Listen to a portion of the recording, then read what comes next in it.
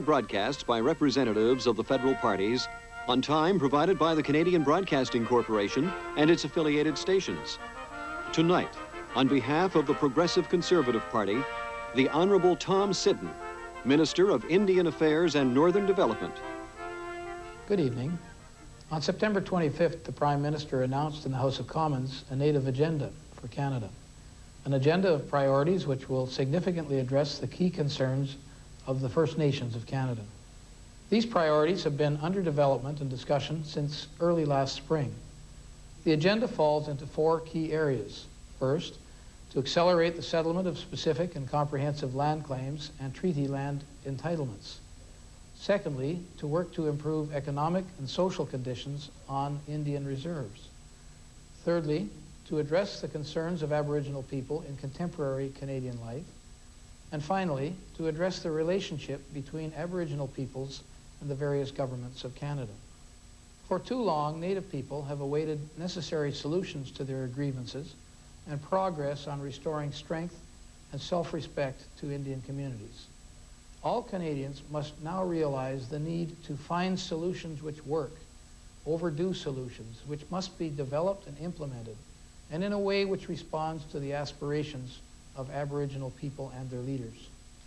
Governments cannot act unilaterally. We have and must continue detailed and proper consultations with Native people. Let me touch for a moment on one of the first concerns addressed in this new agenda, that of treaty land entitlements and related action being taken by our government, particularly in Western Canada. On November 8, 1990, we accepted the Saskatchewan Treaty Commissioner's report and his recommendations as a basis for negotiation to settle the long-standing treaty land entitlements arising from treaties signed, in many cases, 100 years ago. This settlement will compensate Saskatchewan First Nations for unfulfilled treaty land, which will return thousands of acres of land to Indian ownership. It may also be the basis for settling similar treaty land concerns in other Western provinces. On comprehensive claims, particularly in BC, we've been working diligently to create ways of speeding up the settlement of land claims. Positive steps are being taken to set the stage for land claim negotiations in British Columbia. These were highlighted by the Prime Minister's recent meeting with BC Native leaders, and I'm confident government and Native people can find solutions and generate results after 119 years of inaction on this matter. More importantly, Native people want a new relationship with the governments both federally and provincially, a relationship that is built on trust, respect, and fulfilled obligations. Working with Native leaders, we've begun the process of finding ways to give Indian communities options for self-government and control over revenues and lands and other issues that will hopefully end the paternalistic nature of the Indian Act. We accept the view of many that delay is no solution. In the 6 years since our election, we have settled 24 specific claims and numerous comprehensive claims. Ours is a government of action, and one which will further speed up the resolution of specific land claims and comprehensive claims in Canada. When it comes to Native issues, the progress by our government is better than that of any other government in the history of Canada. I'm personally committed to doing even more. As Minister of Indian Affairs, I have met with many chiefs and representatives of Canada's First Nations. Indeed, in the last 2 months alone, I have met representatives from over 110 separate Indian bands. I believe they are optimistic that changes can be found and successfully implemented. We will seek as rapidly as possible these important changes, and they will restore the dignity of Canada's Aboriginal peoples. In doing so, we will become a better Canada. Thank you, and good evening. The Honorable Tom Sidden, Minister of Indian and Northern Development, Member of Parliament for Richmond, speaking on behalf of the Progressive Conservative Party. 1 week from tonight on The Nation's Business, a program by the Liberal Party. The Nation's Business is a presentation of CBC Ottawa. This is CBC Television. What we would like to hear from the public, we'd like to hear some constructive options. We have to have dialogue. There has to be exchange of views. Where can we square our practices up with what we hope to be able to find out to be the mainstream concerns? If anybody can bring a new idea to us or demonstrate that our present perspective is flawed in any way, then we'll change it. For selection, service, and low prices. Nobody does it better. Shop London Drugs now for the salt and compact and easy-to-use espresso cappuccino maker, a low $84.88. Phillips Cafe Classic 12-cup coffee maker with digital timer and auto shut-off, only $44.88. MJB Coffee, regular fine or extra fine grind in the 300-gram tin, a low $2.18. And check out our Christmas catalog for more great gift ideas. London Drugs. Nobody does it better. Nobody. Every month, thousands move across Canada to British Columbia, and with them come new urban worries. Zero vacancy rates, crawling highways, overflowing schools, sprawling suburbs. Welcome to Lotus Land. Okay, guys, tear it down. A new point of view, the Vancouver Sun. Special. Smooth. Tasteful. Elegant. Who brings a touch of class to a glass of wine? Hochtaler. Farewell to the 80s, to yuppies, and toxic waste. Here's to the 1990s, to a clean environment and making the world a better place. Make the most of your toast with Andre's Baby Canadian Champagne. You're watching CBC Television, British Columbia.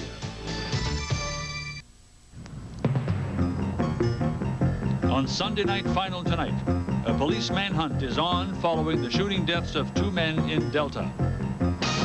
On Sunday Focus, public transit turns into a political football. And thank you, British Columbia. Timmy's Christmas telethon sets a new record. CBC News Final with George LaFleche.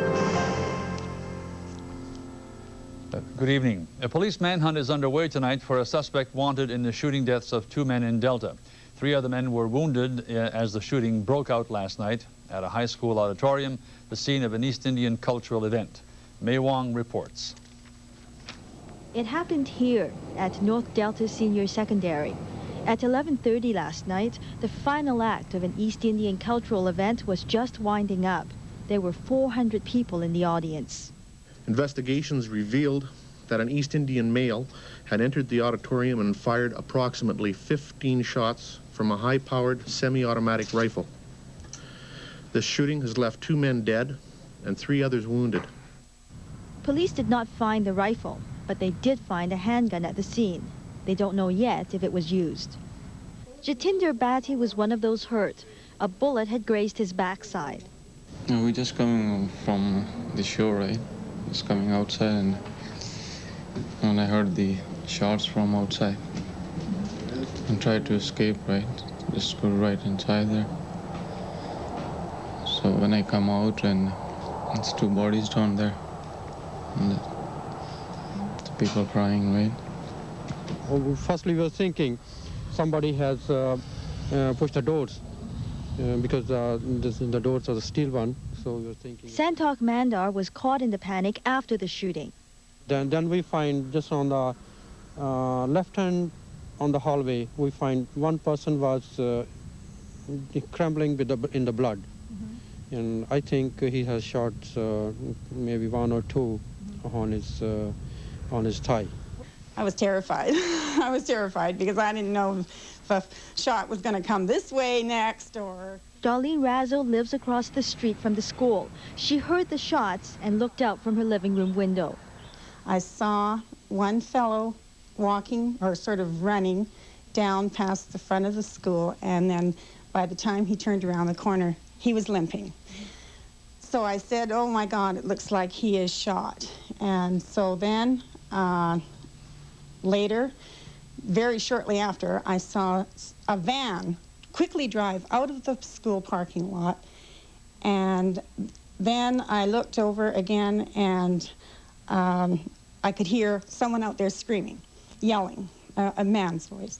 And so then I saw a lot of people coming down the stairs inside the school, heading out the exit doors. And they were sort of scrambling everywhere. Police are now looking for 33-year-old Harnak Singh Lali. He's an East Indian man, 5 feet 8 inches tall, 173 pounds, with black hair and brown eyes. Lali was last seen driving off in a gray 1989 Chev Astro van, license plate number LES 058. Police are also looking for another East Indian man, 35-year-old Parminder Singh Gill, whom they believe has important information about the case. Lali is to be considered armed and dangerous. Anyone with information concerning these murders or the locations of Lali or Gill, they're asked to contact their local police department or to contact the Delta Police at 946-4411. May Wong, CBC News, Delta. 5 people from Nanaimo were killed, but 1 woman survived when a light plane crashed in southwest Washington. The victims have been identified as 42-year-old Pat Medill, pilot Bill Anderson, his wife Marlene, Medill's stepdaughter Leanne Johnson, and her boyfriend Ralph Pomfrey. Medill was president of S. Medill Limited, a Nanaimo-based company that makes heavy logging equipment. Medill's wife, Kathy, was found wandering in the woods near the crash site. She has been taken to hospital in Portland, Oregon. Meanwhile, officials have released the name of a pilot who died in a crash near Victoria. They say that Brian Graham had rented a light plane to practice night flying techniques. He only needed a couple more hours to obtain a commercial pilot's license. The plane went down in foul weather in Metchosin, west of Victoria. Greater Vancouver's Indo-Fijian community torched a document today. It was their way of protesting what they call racial prejudice and repression in their homeland. They claim that Indo-Fijians are being beaten and shot for their beliefs by a Christian-dominated government. The people that opposed the Constitution in Fiji recently burnt the Constitution. The persons responsible were taken, were beaten up, their hands and legs broken, and they ended up in hospital. People of Indian descent make up about 50% of Fiji's population, but they claim that they're not getting a fair deal from the government. Local Indo-Fijians say that the repression is getting worse. They would like to see the Canadian government act in some way to censure the Fijian government. Okay, let us today, with this symbol here, show to the world and to the people of the world, those that cherish democracy, that we do not and will not tolerate a racist and a biased constitution in Fiji. With that, they're still talking in a bid to avert a full-scale teachers' strike in Delta. That walkout could take place tomorrow morning, but no one knows for sure. Mediator Vince Reddy has been trying to bring the teachers' union and the school board together on an agreement, but so far there's no break in sight. Well, it was 21 hours to remember, 21 hours of entertainment and of warm public response to the annual Timmy's Christmas Telethon on CBC television. Proceeds go to the services provided by the BC Lions Society for Crippled Children. And this year, we set a new record, exceeding the $4.1 million donated last year. But let's start bringing out the people that have made this show possible. Pat Boone and Roger Miller, would you all come out on the stage? Enough with people. Come on out here. Let's celebrate the ending of a great telethon, and one that's coming to a conclusion. And Spencer McLean, who's really applauding here because he knows the good work it does. Thumbs up, yes. The 1990 telethon, a 9. Okay, we've got 2 minutes before we go off the air here at 7. 79,000. Okay, in front of that, a 3. And in front of that, that wonderful number 4. $4,379,691. I'm going to make my way out here. And you've taken us to a grand total. Ladies and gentlemen, we've never done this. I don't think any telethon has. $4,379,691, and you did it. Thank you for being with us. A little more. On behalf of everyone here on the stage at the Queen Elizabeth Theater. Great. On tonight's Sunday Focus, Bob Gillingham reports on the rapid transit dream that has become a big political football. We'll be back in 2 minutes.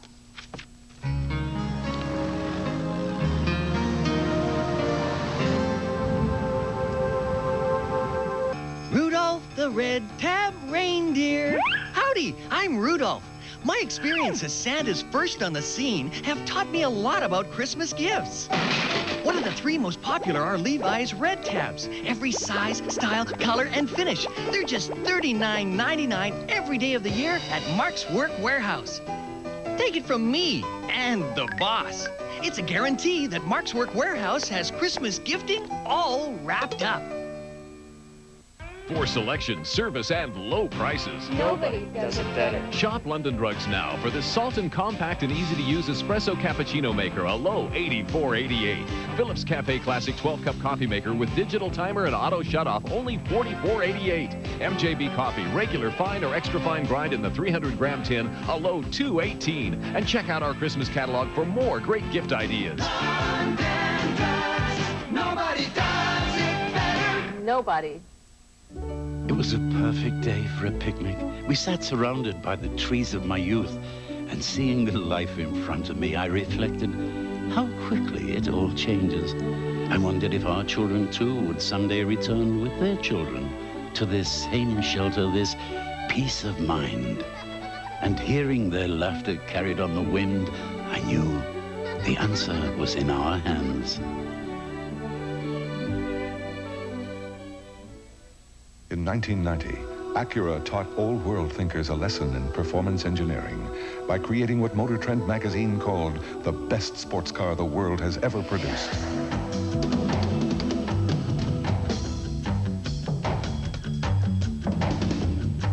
Now, the second lesson is about to begin. Introducing the all-new 1991 Acura Legend.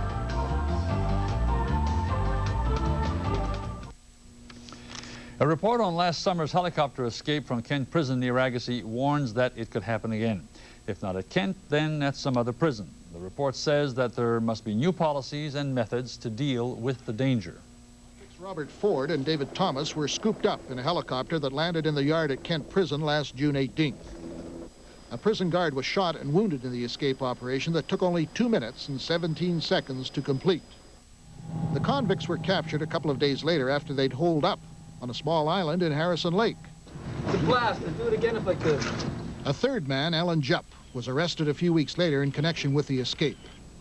After making an access to information request, CBC News has obtained a heavily censored report based on the official investigation into the Kent escape. Among the top recommendations, the need to develop a policy to deal with helicopter escapes and assess the vulnerability of all maximum security prisons and some medium security prisons to helicopter raids. The report goes on to say that with more narcotics criminals and committed terrorists entering the prison system, repeats of the Kent incident are most likely. The report warns that such criminals are well financed and could engineer and execute further helicopter operations with deadly force. So far, according to officials, experiments with anti-helicopter devices such as cables or wires launched from gas guns have been dismal failures. Right now, the only defense seems to be a restriction that forbids aircraft from getting closer than a mile to the prisons or flying over them at less than 2,000 feet. Terry Dolan, CBC News, Vancouver. It's an old story in urban development. Everyone is in favor of rapid transit as long as it's in somebody else's backyard. Tonight, Bob Gillingham reports on the proposed new transit link to Richmond. Some say it's taking the shape of a political football. When most of us think of rapid transit, we think of SkyTrain, bustling through East Vancouver backyards on its way to New Westminster. Now, the government is proposing a $750 million expansion of transit into Richmond, going through the west side of the city. The planning is now down to 2 possible routes. The Arbutus Corridor. It's a natural because it already has train tracks along a CPR right-of-way. Or Cambie Street, a straight-through road designed for heavy urban development. That doesn't mean there's any agreement from the politicians who represent the west side or the city. It's a north-south boulevard that is the entrance to our city from the airport, and it seems to me that that shouldn't be touched. And certainly I can tell you as a representative of the residents in that area, it's not going to be touched. If there is going to be any suggestion of it going down Cambie Street, it will have to be an underground. We believe that anything that cuts through our neighborhood should be tunneled, should be underground. That's been council's position consistently. We think you have to make sure that transit is something that's positive in the city. It's a positive contributor to the city. It's not something that you should be frightened of or you should be keeping away. And the Arbutus corridor is logical in as much as it already is a transportation corridor. Both Campbell and McCarthy also favor the use of buses initially, but the minister responsible, Rita Johnson, is against that. Well, we never did say it won't be SkyTrain. What we said was it wasn't automatically going to be SkyTrain. To Coquitlam, yes, SkyTrain. To Richmond, we still had to determine the type of transit. The government has appointed an advisory committee to sound out the public and make recommendations. The people on the west side have already let them know where they stand. Whatever technical merit the proposed system may have, that must be weighed very carefully against the social, environmental, and economic consequences. It's a neighborhood where our value of our land will go down, and it'll not be a private home situation anymore. It'll be almost sitting in the public. How many children will die playing chicken trying to catch up across the tracks? Transit planners have also been holding public awareness sessions. This one Saturday in downtown Vancouver drew a large number of people. They want to know if the decision has already been made as to whether we're going to use the Arbutus corridor or using the Cambie corridor, and I'm telling them that it's still wide open. The response by most people to the overall proposal was generally positive, although many I talked to admitted they didn't live on the west side. I lived in Kerrisdale for a long time. I now live on the east side. And I'm not sure about Cambie being the right route, not sure about being Arbutus the right route, but I don't use SkyTrain. I rode it once, I didn't like it. I'd rather ride my bike any day. With my knowledge of the Lower Mainland, I would probably lean towards the Cambie option, but I don't have strong reasons to support that. I just, it seems, if it's a choice between those two routes, it's a more commercial route already, and it would make more sense to me. When you have concerts and stuff like that, I think probably Cambie route would be better, whereas you got to get them into downtown in Richmond as soon as possible, or whatever, to alleviate problems. I go to San Francisco, I take the BART. Oh no, it's got to definitely go forward. I'd like to see it go out to Richmond and to Ladner, and I'd like to see it go out the other way as far as, well, maybe not as far as Chilliwack, but definitely as far as Langley. I haven't looked into the different routes at all, but the overall concept I think is great, and Vancouver really needs something like it. I actually come from Melbourne in Australia, and we've got a different transport system, which is fairly good. You know what it's going to be like? You know how long that SkyTrain was proposed before anything was done on it? Since 1935. I know, I was here. It took Expo to put it through. So you think it's going to take this long this time? Oh, I hope not. I might even not even be around by then, you know. A lot of work still remains to be done before the links between the two centers can become a reality. Whether they choose this route or the other, it's still a long wait for a ride. Bob Gillingham, CBC News, Vancouver. UBC President Dr. David Strangway is expected to be hit with a flood of phone calls. A phone-in protest is being organized to fight planned fee hikes over the next 3 years. Alma Mater Society spokesman Jason Brett claims that the fee hikes are unnecessary. He charges that Strangway announced the plan after UBC's newspaper had gone to press and after classes had closed in order to avoid organized protests. Brett is urging all students to call the UBC president to voice their concern. Coming up, a look at the stories that are making the headlines around the world. You've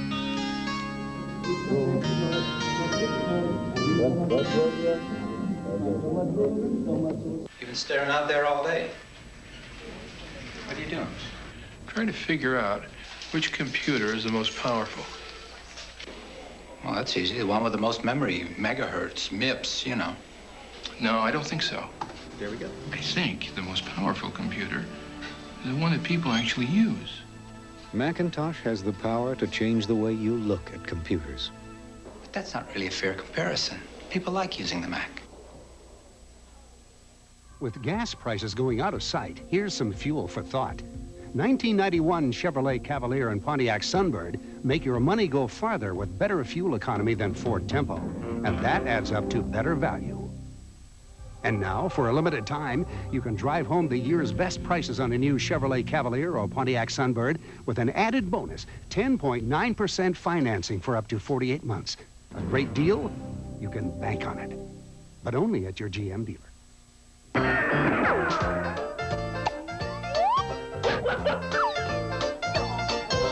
Considering everything your feet go through, why don't you do something special for them, like slipping them into a pair of Totes Toasties? Totes Toasties are like a pair of soft, warm gloves for your feet. They're extra thick for warmth and comfort, and they have special treads to give you extra traction on slippery floors. So give your feet a treat. Treat them to Totes Toasties. Imagine television sound as a beam of light. Most project a narrow path. Others misdirect it. But take a look at the total sound of the Panasonic Dome Stereo sound system, a unique design which puts television sound in a new light. Only from Panasonic. On the international scene, Iraqi President Saddam Hussein said today there's a 50-50 chance of war in the Persian Gulf. And reports of weapons being tested there have raised tensions in the Gulf even higher. In Saudi Arabia, British troops were put on alert after reports that Iraq had test-fired missiles today. The troops responded by putting on chemical warfare suits. Intelligence reports indicated that the Iraqis fired several surface-to-surface missiles within Iraqi territory. There was more violence in Israel today. Israeli police shot and killed a Palestinian and arrested 2 others following a knife attack on a bus. During the attack, 1 Jewish passenger was stabbed to death and 3 others were injured. In United Germany, people celebrated the first free election in their country since 1932. Chancellor Helmut Kohl was the big winner as his center-right coalition swept to power in a landslide. The leader of the opposition Social Democrats conceded defeat just 90 minutes after the polls closed. And the Space Shuttle Columbia was launched successfully from Kennedy Space Center in Florida today. It was the 3rd shuttle launch in less than 2 months. 7 astronauts on board will use powerful telescopes to look deep into space. Well, for a while today, New Westminster police thought that they had a murder on their hands. 3 Surrey teenagers were fishing in the Brunette River in Hume Park when they made what they thought was a grisly catch. Up came what appeared to be a human leg and a torso. Major crime detectives rushed to the scene. It's now speculated that the parts were movie props left behind by a film crew that had recently worked in the area. Last summer in Vancouver, organizers of Celebration 90, also known as the Gay